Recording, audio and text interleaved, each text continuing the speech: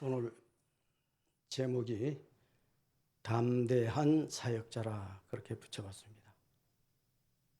담대하다는 말은 여러분들 다 알고 있겠죠. 배짱이 두둑하고 용감한 그 모습을 담대하다 그럽니다. 그런데 담대한 지도자라고 했으니까 오늘 설교는 나하고는 해당이 없겠다 하는 그런 생각을 가진 성도님들이 있을 것 같아요. 왜냐하면 나는 아직은 지도자가 아니니까. 그런데 여러분들 아셔야 합니다. 예수를 믿기 시작하는 그 순간부터 모든 성도는 지도자예요. 누구의 지도자입니까? 바로 아직 예수 못 믿는 분들, 불신자들. 그들에 대해서는 지도자입니다. 그렇기 때문에 지도자가 따로 있다. 예수 믿는 사람들은 지도자가 따로 있다 생각해서 그렇게 생각해서 지도자에게 모든 것을 다 맡겨버리려고 하는데 사실은 우리 한 사람 한 사람이 예수 믿는 한 사람 한 사람이 다 세상을 향해서 지도자예요. 여러분들이 담대한 모습으로 세상을 살아가면 여기 담대하다는 거 했으니까 정말로 배짱이 두둑하고 용감무쌍한 그런 모습이라고 생각할 건데 좋은 일에 그렇게 해야 한다는 거예요. 악한 일에 그렇게 배짱 부리는 게 아니고 그렇게 용감하는 것이 아니라 선한 일에. 그래야 세상 사람들이 우리 모습을 보고 우리의 삶의 모든 용태를 보면서 그들이 알게 모르게 지도를 받게 되는 거예요. 주님께로 인도함을 받게 되는 거예요. 바울이 3차 전도 여행 중에 에베소에 가서 담대하게 말씀을 전했다고 했습니다. 여러분, 에베소 하면요, 소아시아 서쪽에 있는 로마령에 속한 그런 아주 중요한 도시입니다. 왜 중요하냐?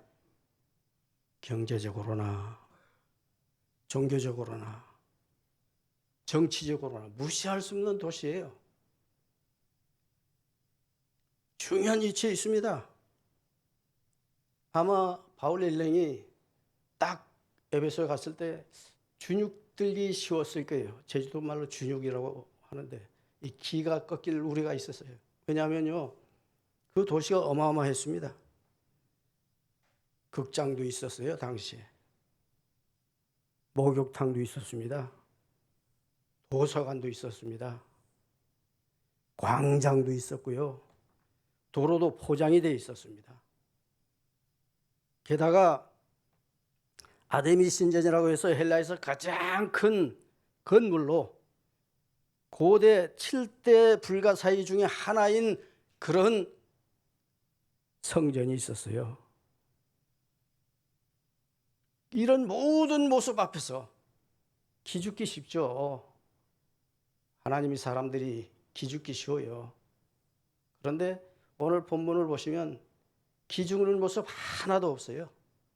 담대하게 말씀을 전하는 그런 모습을 우리에게 보여주고 있습니다. 어떻게 그렇게 담대할 수가 있었을까요? 예수님을 충만히 지녔기 때문에, 예수 충만했기 때문에. 그 예수를 증거하는데 예수 충만하면 충분히 전할 수 있어요. 담대하게 전할 수 있어요. 바울이 사절에 보면 바울이 이르되 4절에 한번 띄워주세요. 바울이 이르되 요한이 회개의 세례를 베풀며 백성에게 말하되 내 뒤에 오시는 이를 믿어라 하였으니 이는 곧 예수라 하거늘. 예수 믿으라고 하는 그 소리는요, 예수 충만하지 않고서는 할 수가 없어요. 근데 여기 보시면은 예수를 믿어라 하는데 그 앞에 붙여놓은 말들이 있어요. 요한이 회개의 세례를 베풀며 백성에게 말했다는 거예요. 그렇게. 그러니까 요한도 예수 충만했기 때문에 예수를 전할 수가 있었다는 말씀이죠. 세례 요한도. 바울도 마찬가지고요. 모든 제자들이 예수를 전할 때는 예수 충만했기 때문에 예수를 전할 수가 있는 거예요. 예수님이 여러분들 마음속에 충만하지 않고서는 예수가 안 나옵니다. 입에서 예수가 안 나옵니다. 여러분의 쓰는 글에 예수가 안 나와요. 여러분이 하는 일에 예수가 나타나지 않습니다. 충만하지 않기 때문이죠. 예수 충만하지 않기 때문입니다. 그런데 여기 보면 세례를 베풀면서 백성에게 말했다고 했잖아요. 그러면서 믿으라고 했어요. 우리는 여기 보면 뭐가 우선이냐? 세례보다 예수 믿는 것이 우선이라야 세례 받을 수가 있는 거예요. 예수 안 믿는 사람한테 어떻게 세례 줄 수 있습니까? 제일 먼저 묻는 것이 예수 믿느냐는 거예요. 예수 믿는 것이 제일 우선이 먼저 나오고요. 그 다음에 세례가 나오는 것입니다. 그런데 그보다 더 중요한 것이 있어요. 그보다 더 앞서는 것이 있습니다. 회개의 세례라고 있어요. 회개하지 않고서는 세례 받을 수 없다는 거예요. 회개하고 지금까지 살아온 모든 세상에서의 잘못된 삶을 회개하고 이제는 예수 안에서 바른 삶을 살겠습니다 고백하는 그런 사람들에게 세례를 주고 그런 사람이 예수 믿는 사람이 되는 거지. 회개도 없는 사람이 어떻게 세례 받을 수 있고 회개하지 않고 어떻게 예수를 영접할 수가 있겠습니까?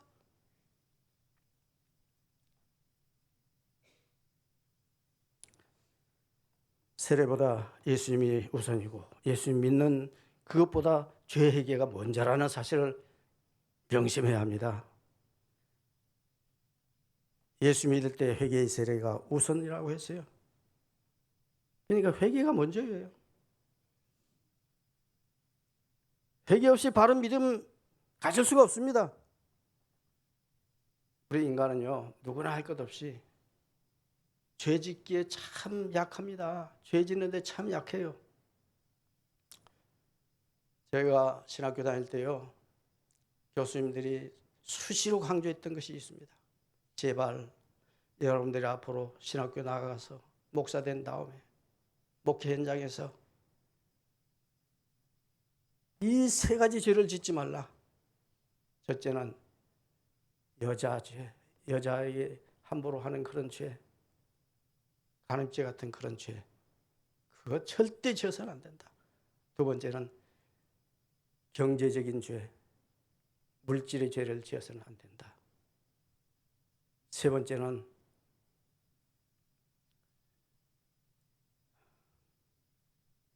명예욕. 명예욕에 눈이 어두면은 목회 제대로 못한다. 저는 수시로 이 말을 들었어요. 그런데 목회하는 현장에 제가 23세부터 제가 전도사 했잖아요. 신학교 다니면서 개척했잖아요. 23세부터 제가 목회하는 가운데 이 세 가지 죄에 대해서는 저는 안심할 수가 있었습니다. 왜 그런 줄 아십니까? 저를 보세요. 제가 무슨 미남형으로 쫙 뽑힌 그런 모습입니까? 요셉처럼 잘생겨가지고 나하고 상관하자고 어떤 여자가 부인이 나를 옷 벗길 정도로 그렇게 잘생긴 사람이 아니잖아요. 제가 다가서면은 슬슬 물러설지는 몰라도 다가서지는 않아요. 그런 모습이에요, 저는. 그런데 제 아내는 그런 말을 해요. 자기가 눈에 콩깍지가 씌워가지고 내를 만나서 결혼했다는 거예요. 그 말 할 때마다 저는 그럽니다. 당신 콩깍지 씌운 게 아니라 성령이 깍지를 씌워서 나를 알아보고 사모가 된 거라고. 그리고 내가 6년 동안 목회하였고 여기서 당신하고 만나서 42년 저 강정서 2년 여기서 40년 42년 동안 하는 동안에 당신 행복했지 않느냐? 아, 행복했대. 그러고 보니 내 말에 거부할 수가 없는 거예요. 성령이 만나게 해서 만난 것처럼 느껴질 수밖에 없는 거죠. 돈에 대해서도 마찬가지예요. 저는 너무 어렵게 살아서 어렸을 때부터 너무 가난하게 살아서요. 여러분 밀기울 먹어본 사람 있습니까? 밀기울 먹어본 사람은 제가 얼마나 가난하다는 것을 느낄 수 있을 거예요. 밀기울은요, 제주도에 이 태풍이 지나가고 나면은 먹을 것들이 다 사라져 버려요. 더구나 없는 사람에게는 먹을 게 없어요. 가난한 집에는. 그러니까 미국에서 오죽하면은 밀을 까부린 그 껍데기, 알맹이는 자기네가 먹고 가루 만들어서 먹고 껍데기만 큰 푸대에 이렇게 해서 보내오는 거예요. 그거 한 푸대씩 받아가지고 그걸로 범벅인지 밥인지 죽인지 하여튼 이상한 거 만들어가지고 주는데요. 넘어가질 않아요. 까끌까끌. 나중에 보니까 이게 닭사료로도 잘 안 쓰는 거래요. 거기 너무 거칠어가지고 먹기 힘들어서 저는 그 배추 캐버린 자리에 가서 배추 뿌리 같은 거 캐서 와서 그거 같이 놓고 이렇게 좀 하면은 그래도 조금 그 맛에 배추 그 뿌리 달콤한 맛에 넘어가요. 그렇게 제가 가난하게 살았기 때문에요. 가난하기 때문에 시험에 들기 쉽다 이런 생각들을 하는데 그렇지 않아요. 저는 너무 가난해서 복이선 선교사님이 신학교 가는 장학금을 준다니까 얼마나 감사한지요. 돈 한 푼 없는 집에서 장학금을 받게 됐으니까 얼마나 감사합니까? 신학교 갔더니 당신 불신자 가정에서 와서 고생하고 있으니 저기 가서 개척하라. 신림동에 가가지고 그 무등산 입고 그 중심사 절터에 사는 사람들을 상대로 해서 거기 가서 조그마한 집 하나 사서 헐어가지고 속에 헐어서 거기다가 이제 강단 만들어 놓고 거기서 설교하게 했어요. 근데 얼마나 감사한지요. 거기 가면요 그 꼴짝에서 나오는 야채들 있잖아요. 그 뭐 산야채들 그런 거 하고 국을 끓여서 된장국 끓여서 보리밥 내놓으면요 얼마나 맛있게 먹는지 얼마나 감사한지요. 제가 신학교 졸업하고 강정에 왔을 때 얼마 받은 줄 아십니까? 3만 원 받았어요. 월급 3만 원.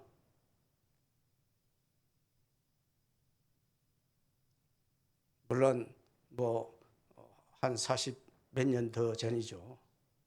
그런데요 나는 걱정스러운 게 우리 집 사람을 걱정했어요. 제 아내는 저보다는 부유한 가정에서 살았어요. 그런 말 하면 나보고 실감이 안 난대요. 자기는 먹는 건 뭐 그렇게 구차하게 살지 않았다는 거예요. 먹는 거, 입는 거, 쓰는 거 그렇게 살지 않았다는 거예요. 그런 사람이 3만 원을 받아가지고 이제 주면은 그걸로 살림을 하는데요. 마치 그 오락하는 것처럼 그 즐기는 것처럼 너무 잘 살던 사람이 그 없는 데 가서 이제 하는데 그걸 즐기면서 살아요. 그것을 즐기면서 한 10,000원어치 쌀 사놓고 그 다음에 된장 하나만 있으면 그 다음에는 교인들이 수시로 채소 같은 거 가져오잖아요. 우리 안 사람은 육식을 전혀 안 하기 때문에 교인들이 알아서 늘 가져오는 게 채소 덩어리만 가져와요. 채소 덩어리. 나는 좀 불만이었죠. 좀 고기도 줬으면 좋을 텐데. 근데 그거 가지고 행복하게 그래 먹으면서 애를 낳는데 애들도 그렇게 부실하게 나지 않아요. 우리 아들 저보다 키도 크고 누구는 그 아들 보고 조각미남이라고 그렇게 표현하대요. 그렇게 행복하게 살았어요. 없어도 시험이 들지 않았어요. 그 조그마한 것이 너무 감사한 거예요. 3만 원이 너무 감사한 거예요.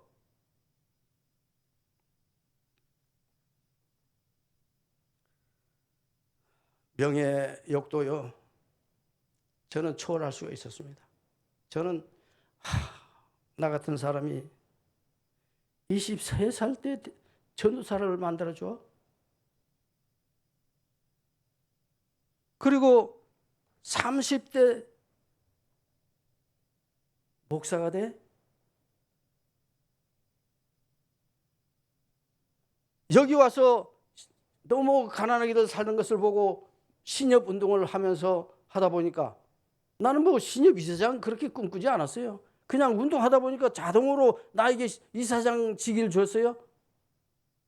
초대 이사장. 또 노회 갔더니 나보고 뭐 저 회록 서기 하라요.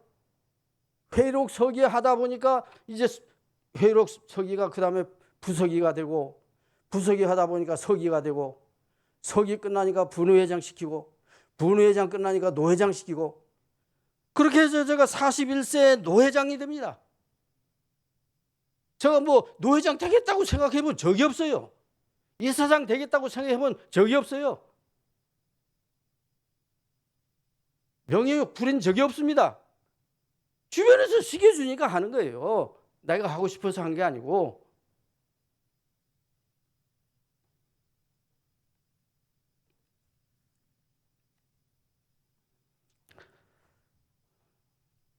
보세요. 여자 문제, 돈 문제, 명예 문제.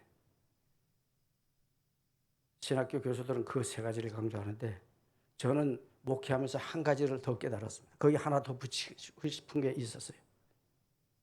싸우지 말라. 목사는 싸워서는 진다. 그게 저 뼈에 사무쳐 있습니다. 신학교 다닐 때부터 그 생각을 가졌어요. 어느 날 기숙사에, 신학교 기숙사에, 장신대 기숙사에 있을 때 어느 전도사가 이제 우리 동기죠. 교회 가서 설교하고 와서 뭐 교회 이야기하면서 이야기 저 얘기 막 하는데 내 의견하고는 좀 다른 이야기를 해요. 그래, 그건 그거 아닌 것 같다. 그랬더니 물 먹다가 물을 내 얼굴에 착 끼얹어요. 당신이면 어떻게 했습니까? 여러분들이면. 나는요, 그래도 몸이 약하기 때문에 고등학교 3학년 때 내 몸을 좀 보호해야겠다 해가지고 복싱을 배웠어요. 복싱을 했어요, 제가. 복싱을 했어요, 제가. 그러니까 그거 주먹으로 한 몇 대 갈길 수 있잖아요. 그 앞에 있는 그 얼굴. 근데 무슨 생각을 하세요? 여기서 내가 주먹을 날려서 피 흘리게 하고 그도 나 때리고 그러면 싸움이 벌어지면 우리 학칙에, 기숙사 학칙에 퇴실하게 됐어요. 퇴실. 쫓겨나게 됐어요. 그래서 제가 물세례 시원하게 줘서 고맙다 해서 끝내버렸어요. 그런데요, 그 후에 그 목사님이 저에 대해서 계속 미안한 생각을 갖게 됐어요. 어디 모임에 있어서 가서 만나지 않아요? 너무 친절하게 대하고요. 그렇게 과하게 친절할 수가 없어요. 과거에 그 악한 생각이 떠올라서, 자기가 잘못한 생각이 떠올라서. 또 언젠가는 전화도 왔어요. 아마 기도할 때마다 그 생각이 나는 거죠. 자기 잘못한 생각. 보세요.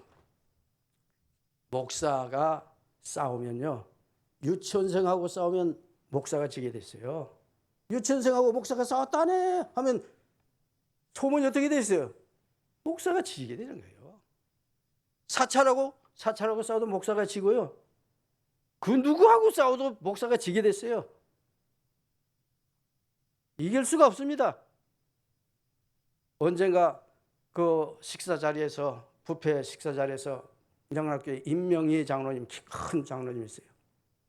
은퇴한 장로님, 노회장까지 하신 장로님인데 그 장로님이 저 옆에 앉았는데 목사님, 예, 목사님은 싸우는 것을 한 번도 본 적이 없네요. 노회잖아, 노회장 할 때나 서기할 때나 싸우는 것을 한 번도 못 봤어요. 그러니까 내가 그 앞에서는 나하고 같이 살아봐야 합니다. 나도 가끔 싸울 때는 있어요. 그렇게 했지만은요, 속으로는 내가 싸워도 지는데, 내가 싸워봐도 지는데 어떻게 싸울 수 있느냐. 언젠가 서귀포 어느 큰 교회에 문제가 생겼습니다. 저는 노회장 끝나서 이제 정치부장이 됐고, 정치부장 끝발이 좋죠. 은퇴한 노회장 은퇴한 사람한테 정치부장을 줘요. 내 밑에 있었던 아주 말반지 세고 뭐 그 사람을 이길 수 있는 사람이 아무도 없어요. 제주도에. 그런 목사님이 노회장이 됐어요. 그 노회장이 된 그 목사님이 가서 해결하러 갔다가 옷 찢어 먹고 왔어요. 해결도 못하고. 주일날 가서 싸움만 하고 왔어요. 그리고는 화가 나가지고 정치부장이 가라고 나보고 정치부장이 가시오. 해결하러. 그 다음 주일날 제가 갔습니다. 예배 인도했습니다. 말씀 잘 듣대요. 그리고 재직회를 했습니다. 아무런 반기가 없대요. 다 끝내서 왔어요. 아무런 문제 없이 다 해결하고 왔어요. 가만히 와서 생각해 보니까 왜 나한테 싸움을 날린 걸지? 싸울 거리가 안 되는 거예요. 싸울 거리가 안 되는 거. 가서 뭐 부쩍부쩍 하면서 큰 소리 치고 해야 싸움 박절하지. 나는 가서 그냥 말씀만 전하고 회의만 인도하고 그런 사람한테 무슨 싸움을 걸 겁니까? 그냥 하자는 대로 다 돼서 왔어요. 그랬더니 이야 대단하다. 고 목사 대단해.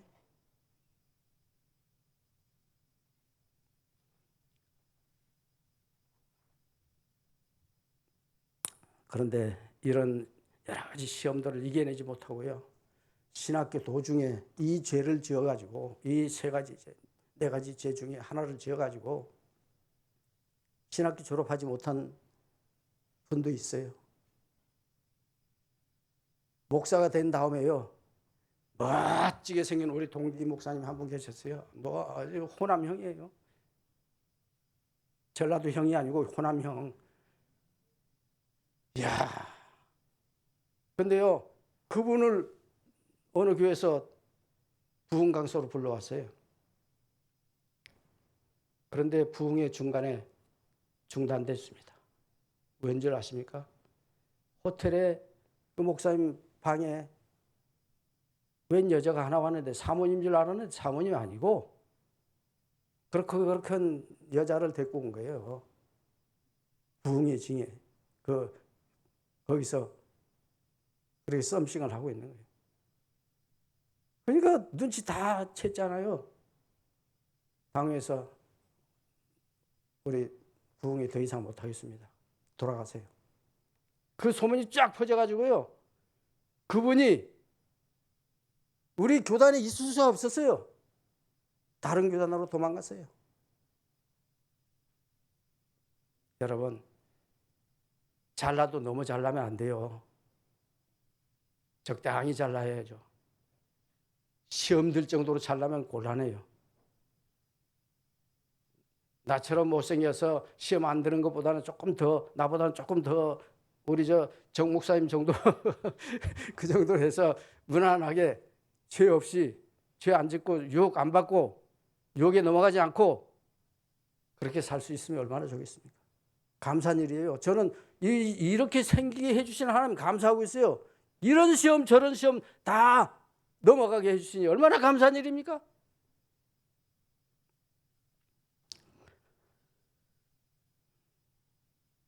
고린도전서 10장 13절에 보면 사람이 감당할 시험밖에는 너희가 당할 것이 없나니 오직 하나님은 미쁘사 너희가 감당하지 못할 시험을 당함을 허락하지 아니하느니라고 했습니다.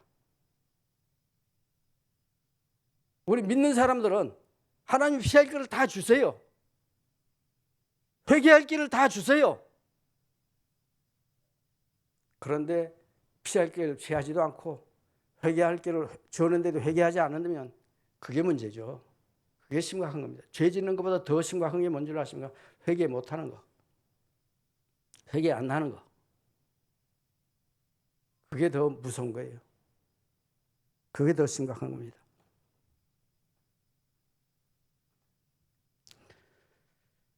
죄는 참 무서운 거예요. 이번에 경기 화성 공장의 화재 사건 여러분들 다 보시잖아요. 처음에는 그 배터리 하나가 슉 올라오대요. 배터리 하나가 슉. 야, 하나가 퓨 하면서 터지니까 연쇄 반응으로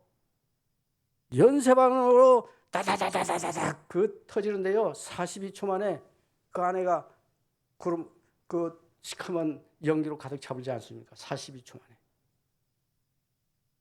그리고 23명이 죽어버리지 않습니까? 우리 성도님 한 사람이 잘못한 폭발이 생겨서 그 영향이 미쳐진다면 엄청난 영향이 퍼질 수도 있는 거예요. 그래서 조심하라는 거예요. 명심하라는 거예요. 죄 사해 주시는 예수님이 정말로 필요합니다. 정말로 회개해야 합니다. 요한복음 16장 33절에 환난을 당하나 담대하라. 내가 세상을 이겨노라. 주님은 세상을 이기신 분입니다. 죄도 이기신 분입니다. 그분이 우리에게 계세요. 그분과 함께 하는 한 우리도 이겨야 하는 거예요. 이겨내야 합니다. 죄 문제에서 이겨낼 때 담대할 수가 있는 거예요. 회개하고 새 사람 될 때 담대한 사람이 되는 것입니다. 과거의 제자들 보세요. 다 성인 군자들이었습니까? 다 그렇고 그런 사람들이요. 우리 비슷한 사람들이었습니다. 다 제자들, 12제자들도. 그런데 회개하는 제자가 있었고 회개 안 하는 제자가 있을 뿐이에요. 회개 안 하는 제자는 멸망의 길로 가는 것을 보여줬고 회개하는 그 제자들은 훌륭하게 들어서 쓰는 것을 볼 수가 있었습니다. 예수 충만해야 합니다. 그래서 우리 죄를 사해 주시는 예수님 앞에 회개하고 그의 보혈로 깨끗이 씻어야 합니다. 그 다음에 두 가지 더 있어요. 담대한 지도자가 되려면요. 오직 성령으로 충만해야 합니다. 성령 충만해야 해요. 5절을 보세요. 본문 5절.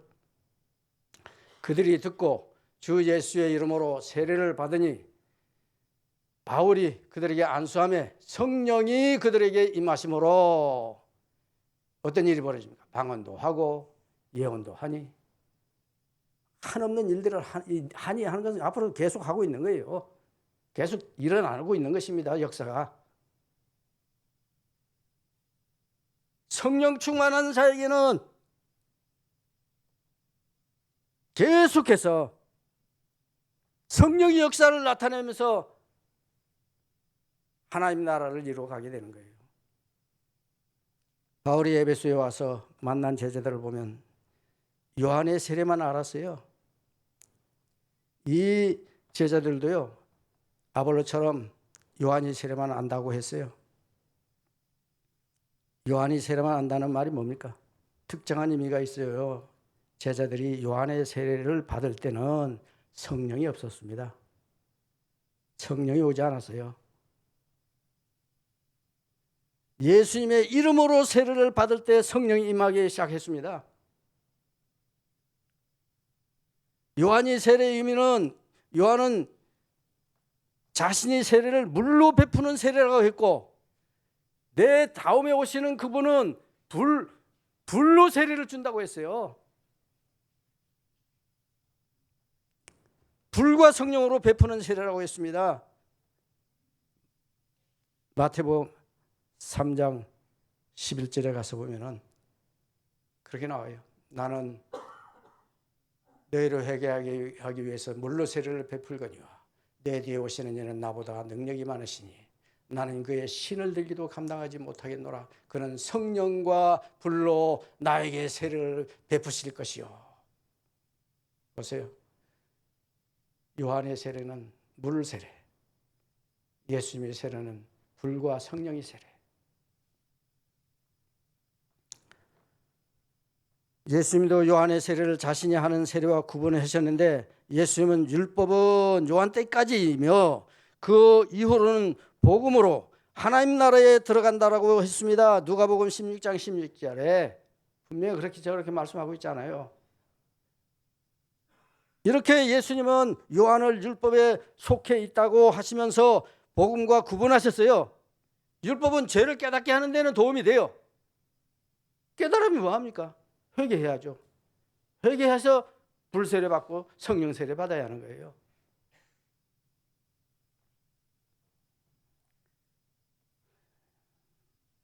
그 다음에 세 번째, 담대할 수 있는 방법이 하나 있습니다. 오직 말씀으로, 말씀 충만해야 합니다. 10절 보세요. 본문 10절. 10절. 2해 동안 이같이 하니 아세에 사는 자는 유대인이나 헬라인이나 다 주의 말씀을 듣더라. 말씀 충만한 사도 바울이 가서 쏟아내는 것은 말씀밖에 없었어요. 그러니 다 들을 수밖에 없는 거죠. 말씀 충만한 사람의 그 행적은 말씀 충만하게 만들어 가는 거예요. 바울은 도라노 서원에서 하나님 나라를 담대하게 강론합니다. 놀라운 일들이 일어나요. 병든 자 낫고요. 귀신이 떠납니다. 귀신 떠나가는 것은요, 하나님 나라가 임했다는 대표적인 표적이에요. 예수님이 귀신을 쫓아낼 때 성령을 힘입어 귀신을 쫓아내는 것이면 하나님 나라가 이미 너희 가운데 임하는 것이라 그렇게 말씀하셨습니다.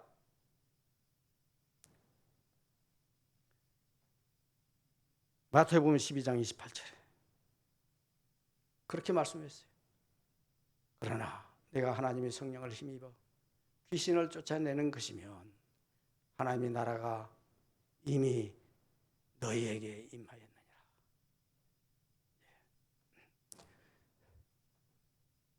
지금 마이크가 켜졌다 꺼졌다는 거 보니까 시간이 많이 흘러갔다는 것 같네요.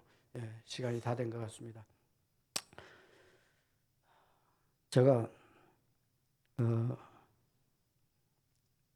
전부한 것을 다 말씀할 수는 없고 그저 마지막에 가서 그 말씀 전해드리고 싶습니다. 사무엘하 2장 7절, 사무엘하 2장 7절, 너희는 손을 강하게 하고 담대하라. 손을 강하게 하고 담대하라. 이걸로 강해서 죄질하는 말이 아니고 선행을 하라 이거예요. 담대하게 선행을 하라. 히브리서 4장 16절, 은혜의 보좌 앞에 담대히 나아갈 것이라. 은혜의 보좌가 뭡니까? 예배하는 자리로 담대히 나와야 합니다. 나오는 사람들이 죄 없는 사람이 나오는 게 아니에요. 다 죄 지은 죄인들이 나오는 거예요. 죄 해결하러 나오는 거예요. 죄 고백하고 죄 문제 해결하기 위해서 나오는 거예요. 히브리서 10장 35절, 너희 담대함을 버리지 말라. 이것이 큰 상을 얻게 하느니라. 담대함을 버리지 말라고 했습니다. 우리 담대한 신앙인들이 될 때 그 상급이 오는 거예요. 상급이 있어요. 담대함 다음에는 상급이 있습니다. 나쁜 것에 담대한 것에는 벌이지만 있지만은 선한 일에 담대한 자들에게는 상이 있어요. 놀라운 상들이 있습니다. 말로 다 표현할 수 없는 상급이 있어요. 잠언 28장 1절, 의인은 사자같이 담대하느니라. 의인은 사자같이 담대해야 한다는 것입니다. 용맹스러운 것 보여주고 있죠. 우리 성도님들은 용맹스러운 세상의 지도자들이다.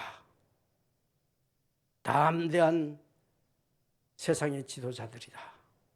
이 생각을 가지고 지도자답게, 영향을 끼치는 지도자답게 그렇게 살아가시는 성도님들 다 되시기 바랍니다. 기도하겠습니다.